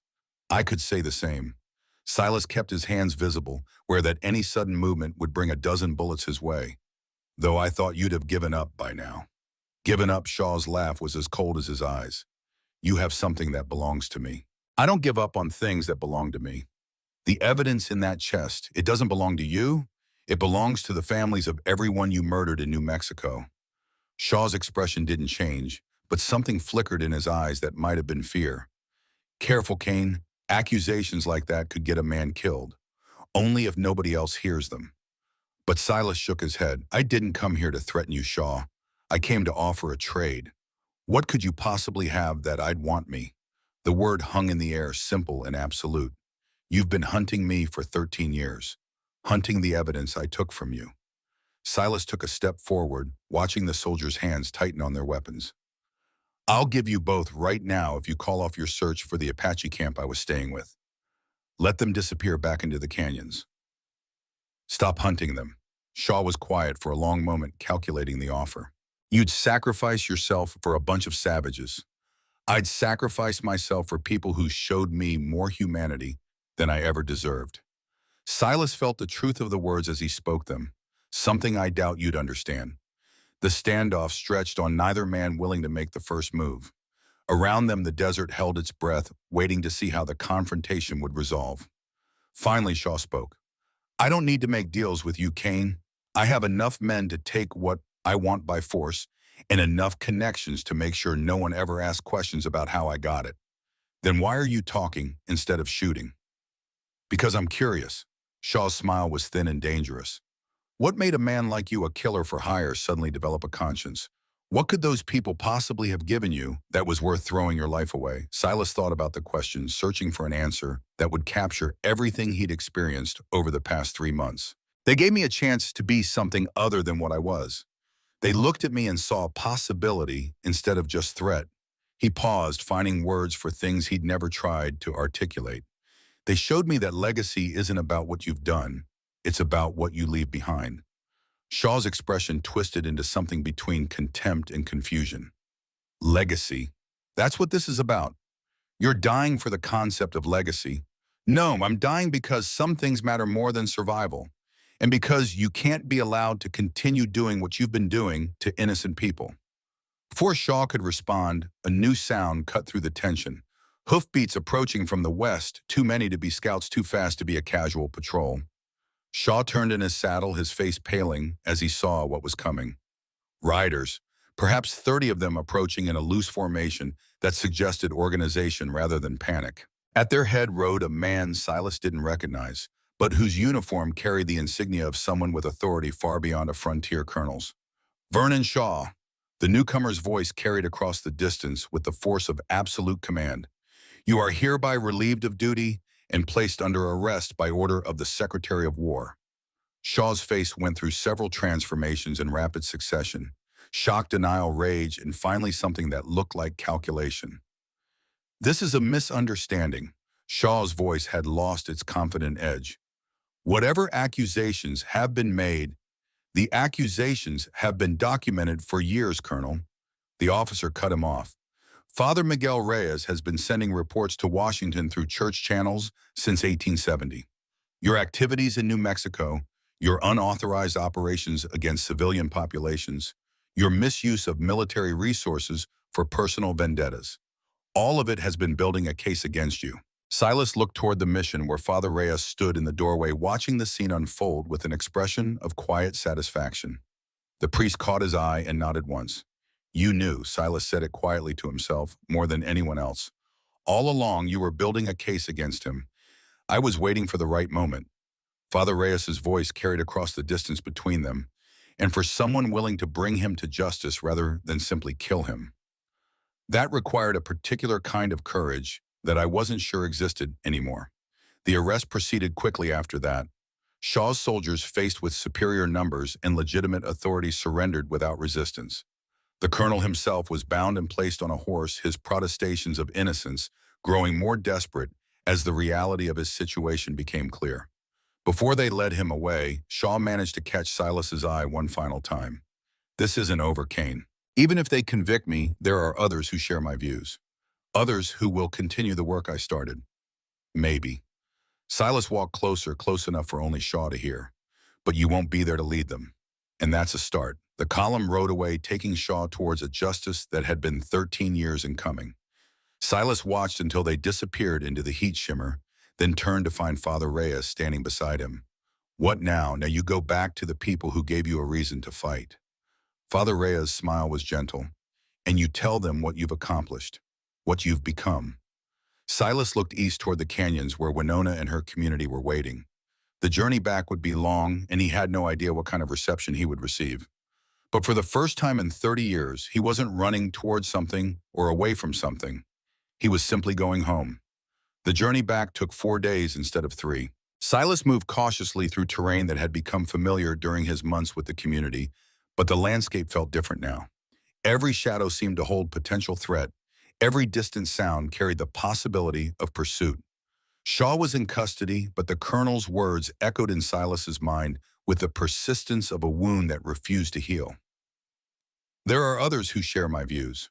Others who will continue the work I started.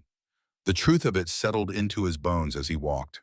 Shaw was one man, and removing him from power wouldn't change the systems that had created him. The policies that drove native peoples onto reservations, the bounties that put prices on human heads, the casual brutality that had become acceptable in the name of progress. All of it would continue with or without Vernon Shaw to give it direction. But Hota's words came back to him, too cutting through the despair with their simple wisdom. Legacy isn't about what you've done. It's about what you leave behind. Perhaps that was the answer, not trying to change everything at once, but changing what could be changed, teaching what could be taught, building something that might survive the builder. On the second day, Silas found signs of recent passage through a narrow canyon. The tracks were Apache moving south in the direction Winona had indicated before they'd separated. He followed them with growing urgency, hope and fear warring in his chest. The fear won when he found the blood.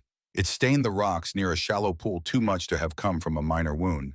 Silas crouched beside it, reading the story the ground told with skills Hota had taught him. A struggle here, multiple people. Someone had fallen, been dragged to their feet, continued moving. The blood trail led south for perhaps 100 yards before disappearing. Shaitan.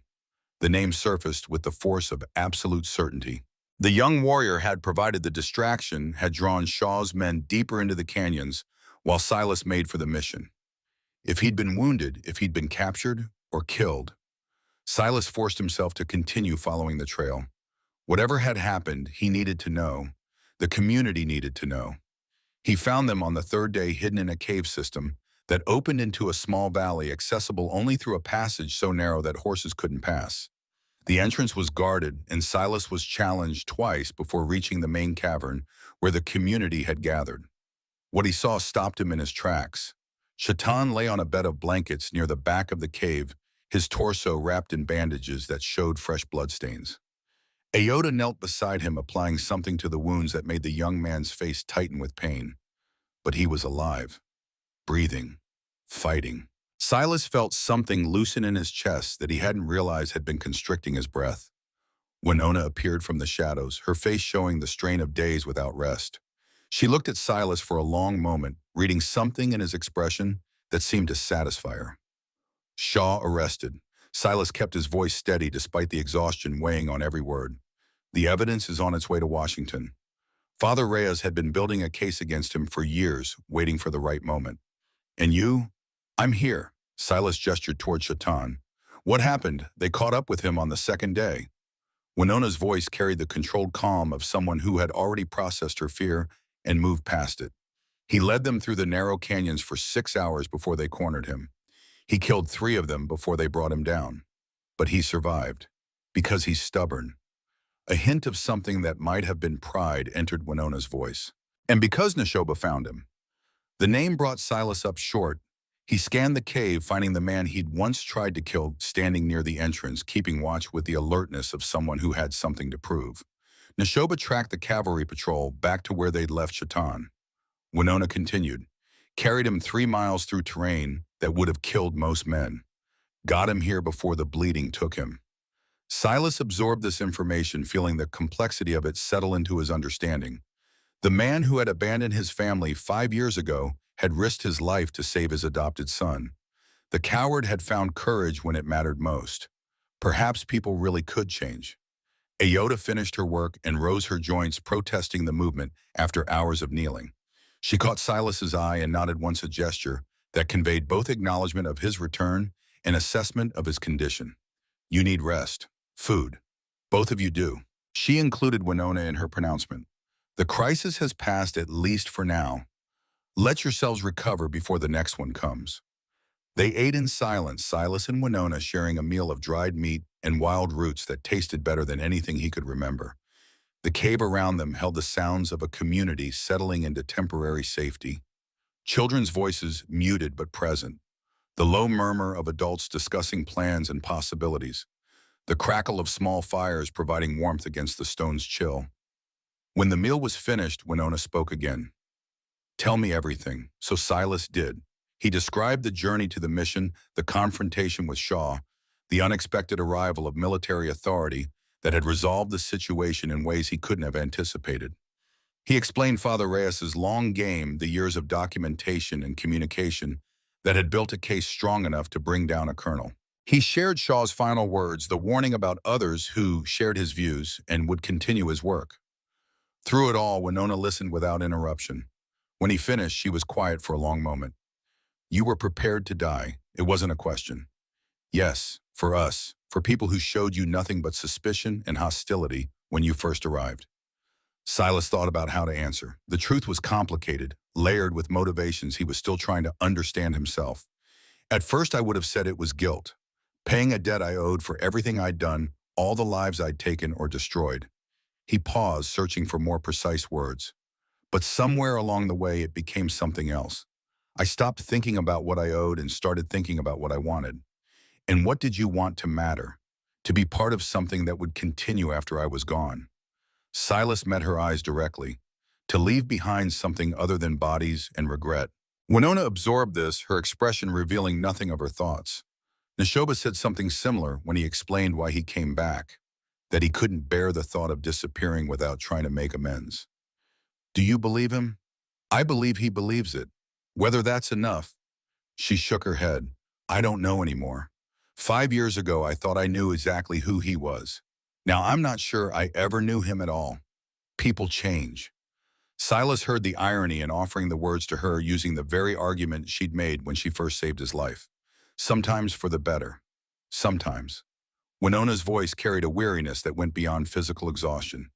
And sometimes they just get better at hiding who they really are. They sat in silence as the fires burned low around them.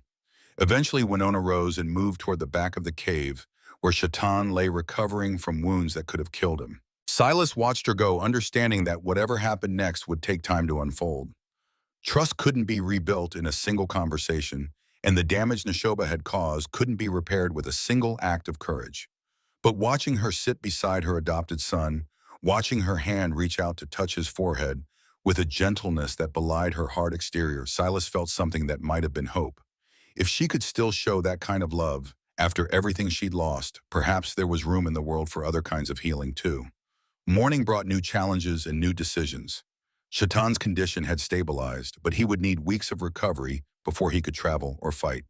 The cave system provided temporary shelter, but it wasn't sustainable for long-term habitation. They needed to move to find a more permanent solution to the problem of survival. The council gathered in the largest cavern, a space where voices echoed off walls that had witnessed similar gatherings for generations. Winona presided, her authority unquestioned, despite everything that had happened. Around her sat the elders and the warriors, the mothers and the healers, everyone whose voice carried weight in decisions that affected the entire community. Silas stood at the edge of the gathering, uncertain of his place in these proceedings. He was no longer a prisoner or a guest, but he wasn't sure what he had become instead. Hota solved the problem by gesturing for him to sit beside the old man, a public acknowledgement of status that drew some surprised looks, but no objections. Shaw is gone, but his soldiers remain. Winona opened the discussion with characteristic directness. The immediate threat has passed, but we cannot assume safety. We need to decide where to go from here. The debate that followed covered familiar ground. Some argued for moving deeper into the canyons, finding territory so remote that no patrol would ever stumble upon them. Others suggested seeking refuge with allied groups in Mexico, accepting displacement as the price of survival. A few voices even raised the possibility of approaching the reservation system, trading freedom for security. Through it all, Silas listened and learned. The community's divisions weren't simply about strategy. They reflected deeper disagreements about identity, about what it meant to be Apache, in a world that was rapidly running out of room for their way of life. When the discussion began to circle back on itself, Hota spoke. We have been running for 20 years. Running has kept us alive, but it has also been killing us slowly. He gestured around the cave. Look at how few we are. Look at how old many of us have become.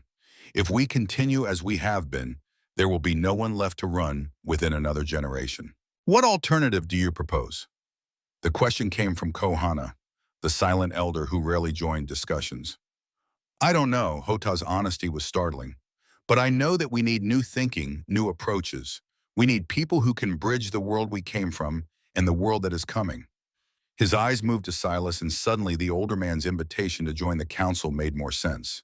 You're suggesting the outsider should have a voice in our decisions. Shaitan had insisted on attending, despite his wounds, and his question carried an edge that suggested his feelings about Silas remained complicated.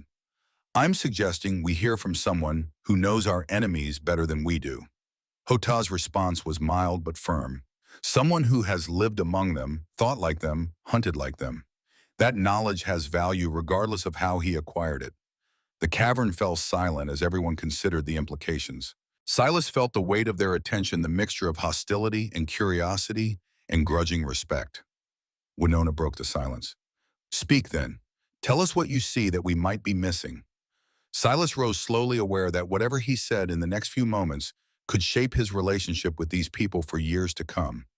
You're right that running alone won't save you. The world you knew is disappearing, and no canyon is deep enough to hide from what's replacing it. He paused, gathering his thoughts. But you're wrong if you think your only choices are running or surrendering. Explain. Shaw was powerful because he had connections, allies in positions of authority who protected him and looked the other way when he broke rules. Silas thought about Father Reyes, about the years of quiet work that had finally brought the colonel down.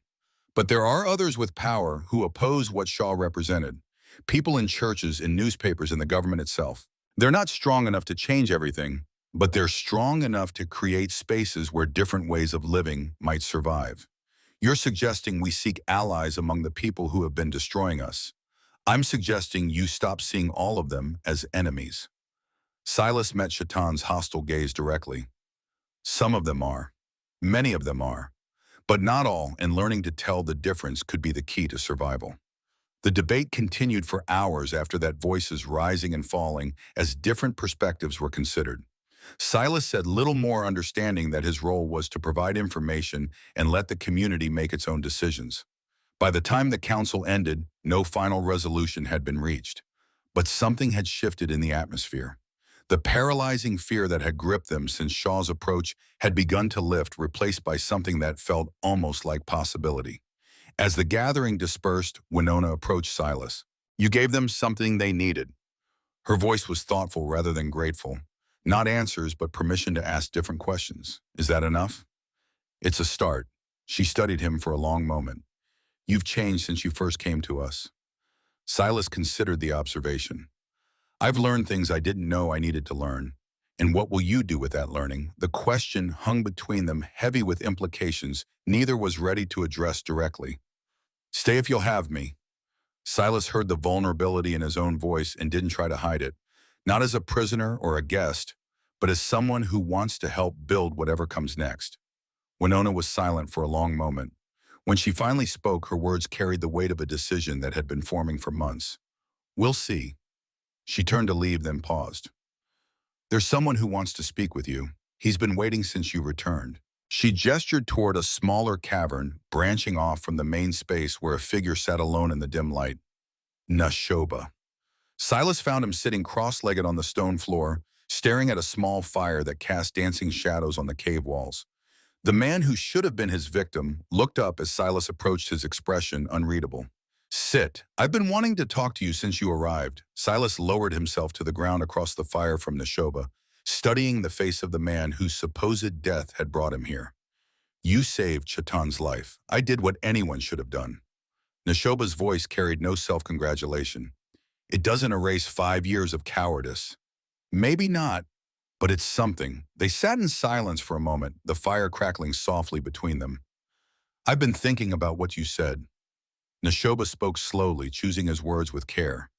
"About carrying the weight of what we've done. About whether forgiveness matters. Have you reached any conclusions?" "Only that the questions are harder than I thought they would be."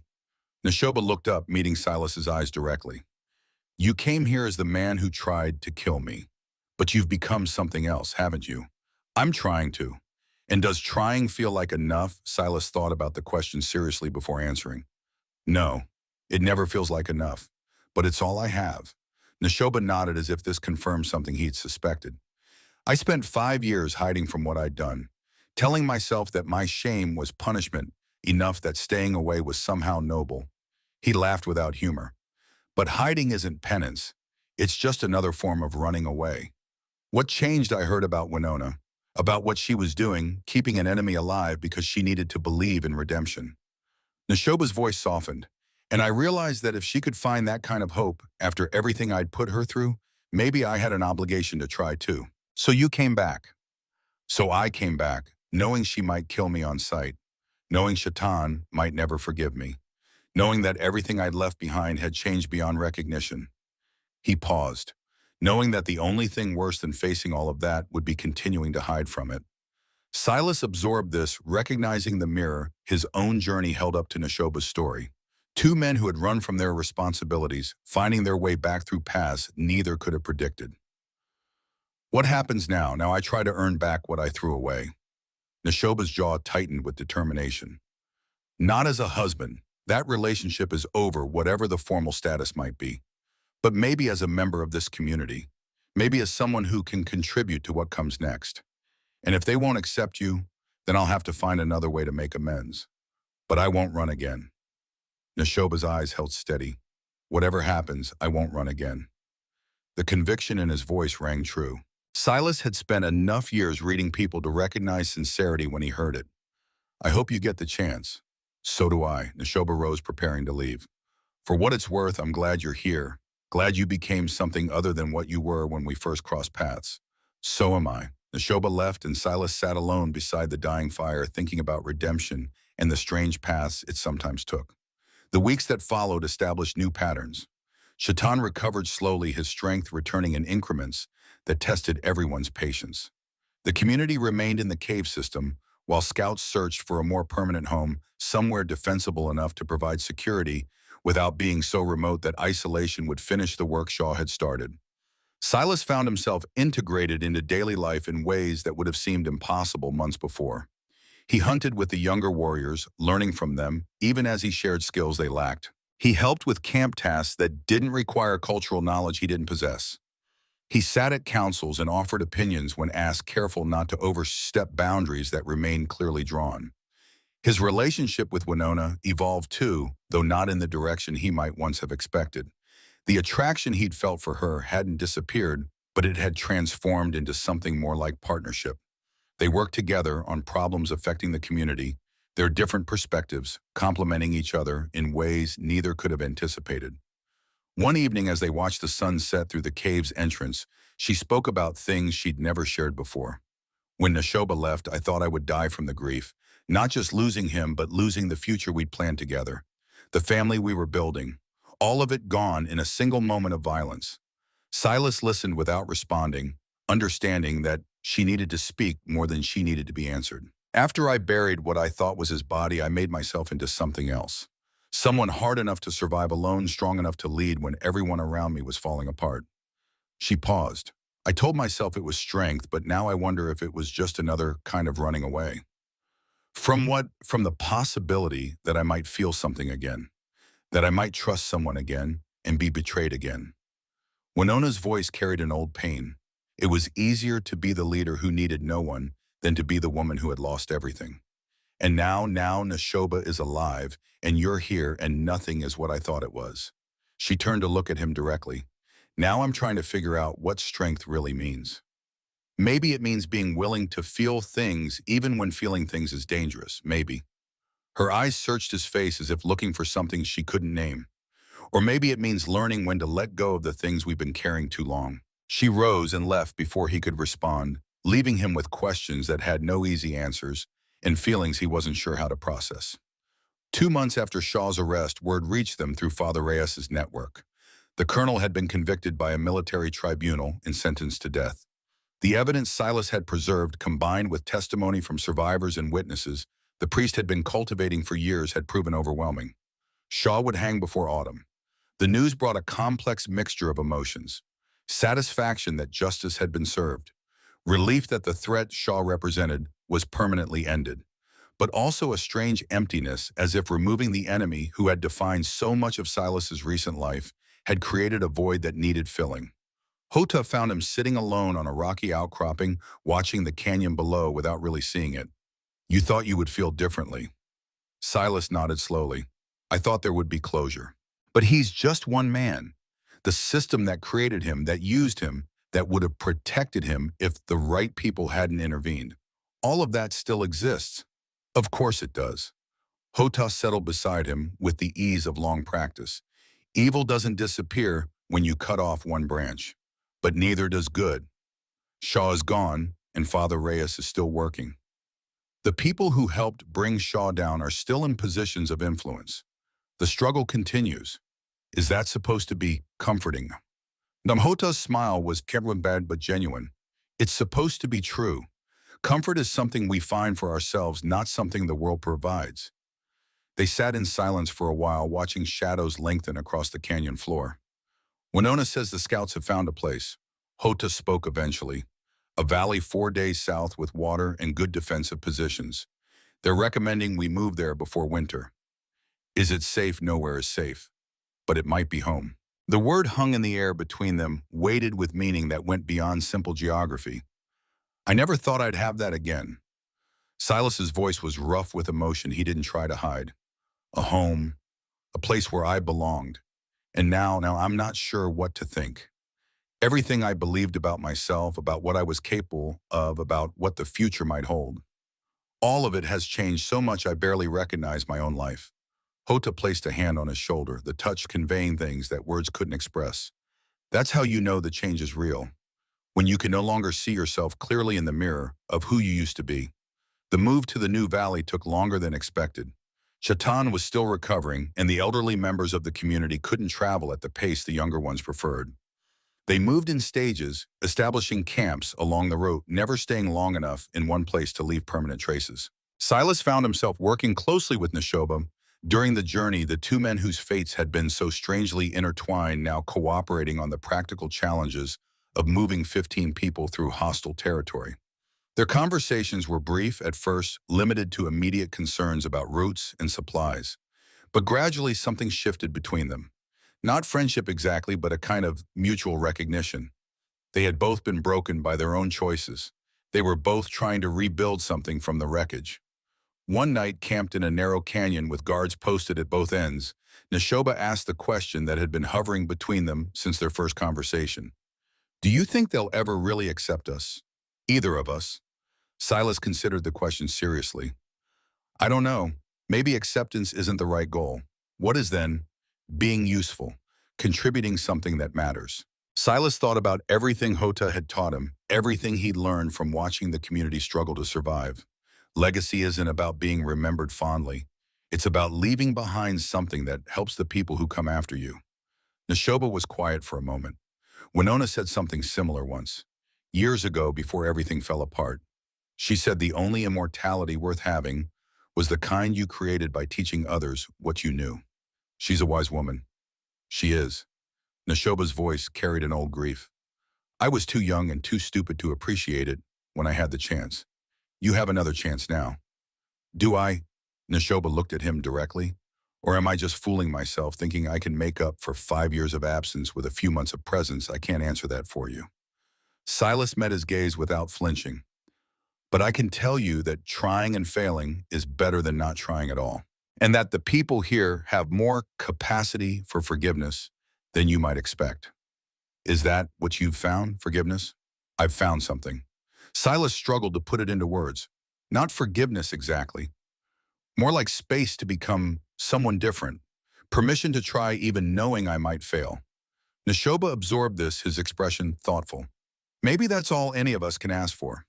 They reached the new valley on a day when the sky seemed impossibly blue and the air carried a crispness that promised changing seasons. The location was everything the scouts had described and more. A natural bowl protected on 3 sides by steep cliffs, with water flowing from a spring that emerged from the rock face. Vegetation suggested the land could support small-scale agriculture, and caves in the cliff walls offered shelter until more permanent structures could be built.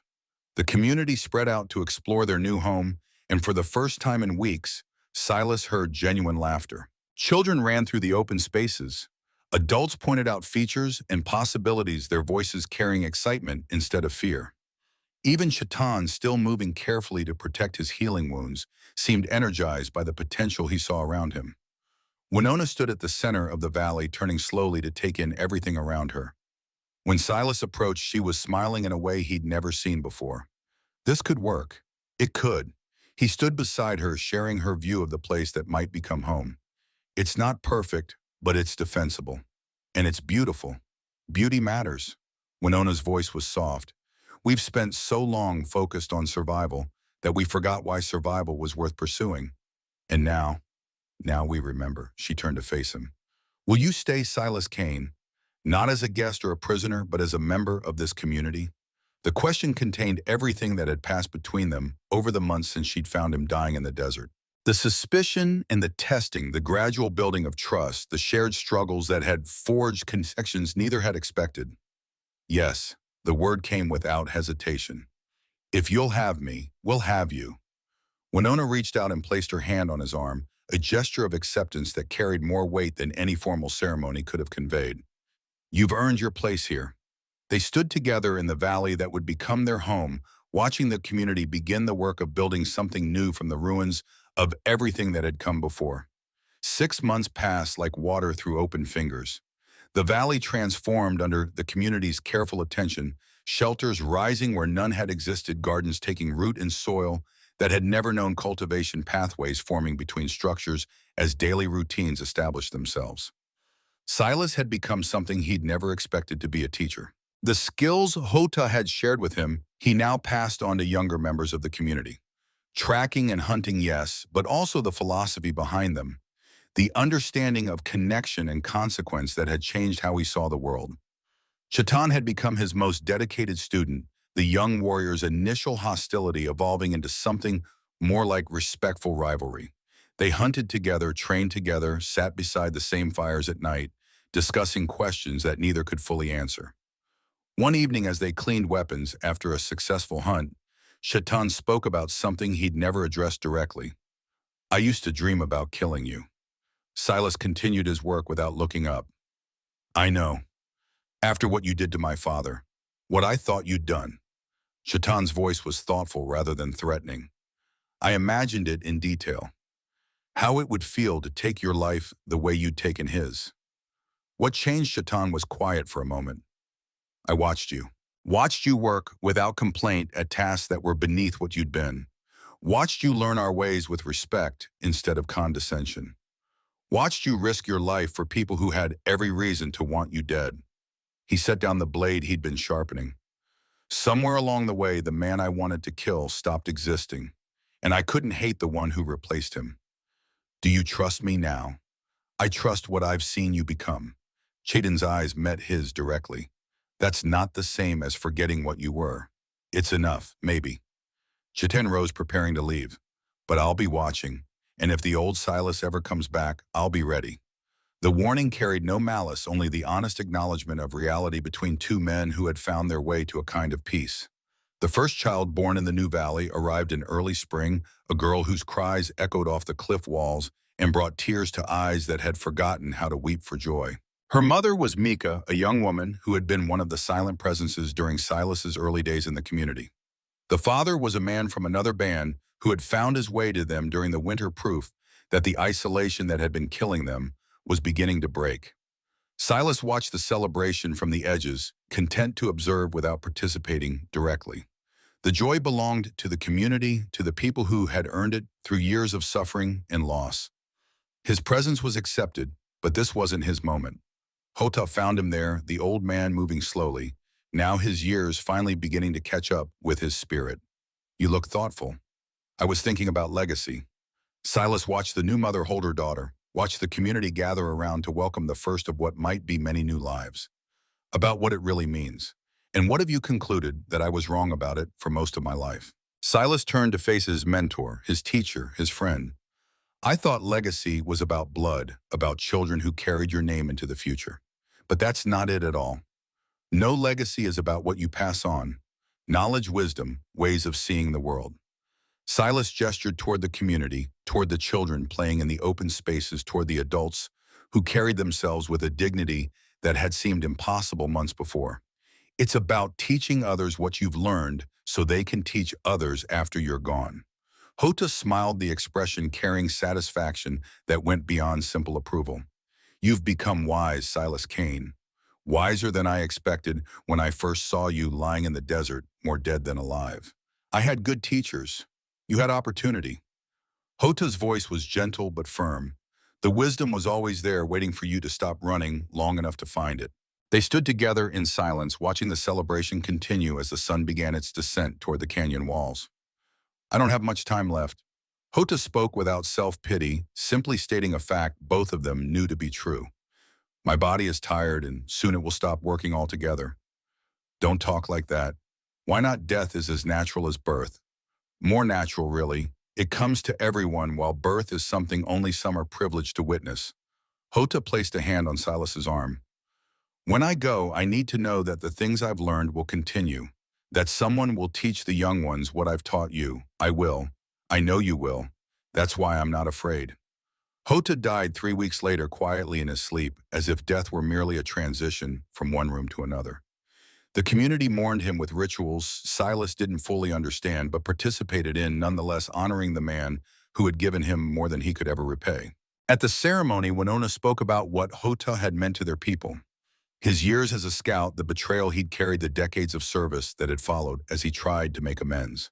She described him as a man who had understood that mistakes didn't have to define a life, that change was possible for anyone willing to do the work.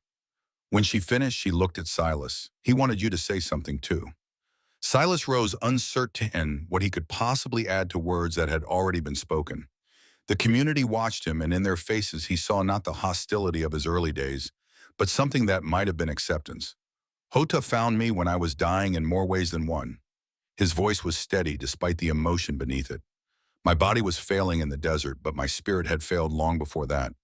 I was a dead man walking through a life I'd stopped caring about. He paused, gathering words that felt inadequate for what he needed to express. He taught me to see the world differently, not as territory to be conquered or exploited, but as a web of connections that extended far beyond what I could perceive. He taught me that carrying weight could become purpose instead of punishment. He taught me that legacy isn't about what you've done, but what you leave behind for others. Silas looked at the faces around him, finding Shotton's, finding Winona's, finding Neshoba's. I can never repay what he gave me, but I can try to pass it on. That's what he would have wanted. That's the only memorial that would have mattered to him. He sat down and the ceremony continued, but something had changed in how the community looked at him. The last barriers had fallen, not because he'd earned acceptance through any single act, but because he'd finally found words for the transformation that had been happening since the day Winona had decided to save his life. Later that night, Winona found him sitting alone watching stars that seemed brighter than they had any right to be. You spoke well. I spoke truth. Silas didn't look away from the sky. It's not the same thing, but sometimes it's enough. She sat beside him, close enough that their shoulders almost touched. I've been thinking about what happens next. Her voice was thoughtful, considering. The community is growing. The valley is becoming a home. But we still face challenges that require skills and knowledge we don't have. What are you suggesting? I'm suggesting that what you started with Hota shouldn't end with his death. She turned to face him. The children need teachers. The young warriors need mentors. And you need a purpose that goes beyond hunting and survival. You want me to teach. I want you to help us build something that will last. Winona's eyes held his with an intensity that had nothing to do with romance and everything to do with shared purpose. Not just surviving year to year, but creating a community strong enough to thrive in the world that's coming. What world is that? I don't know. She looked out at the valley, at the shelters and gardens, at the paths that connected everything together. But I know it won't be the world we grew up in. And I know that our only chance of surviving it is to adapt without losing who we are. The challenge she was describing would take years to address, maybe generations. It would require patience and persistence and a willingness to fail repeatedly before succeeding. But it would also give meaning to everything Silas had been through. Every death, every regret, every step along the path that had brought him here. Yes, the word came without hesitation. I'll help you build it. Winona smiled, and something in her expression suggested that she'd known what his answer would be before she asked. Good. She rose, preparing to leave. Because we start tomorrow. Silas watched her go, then turned his attention back to the stars. Somewhere up there, Hota was watching. Somewhere up there, all the people he'd wronged over the years were waiting to see what he would do with the second chance he'd been given. He wouldn't disappoint them. The morning sun found him already awake, already planning, already thinking about what he would teach and how he would teach it. The children would learn tracking and hunting, yes, but also the philosophy behind those skills. The young warriors would learn strategy and patience, but also the importance of questioning orders that violated conscience. And everyone young and old would learn the lesson that had taken Silas 48 years to understand. That legacy isn't about what you've done, it's about what you leave behind. It's about teaching others what you've learned so they can teach others after you're gone. The cycle continues generation after generation, an unbroken chain of knowledge and wisdom passed from hand to hand like a flame that never goes out.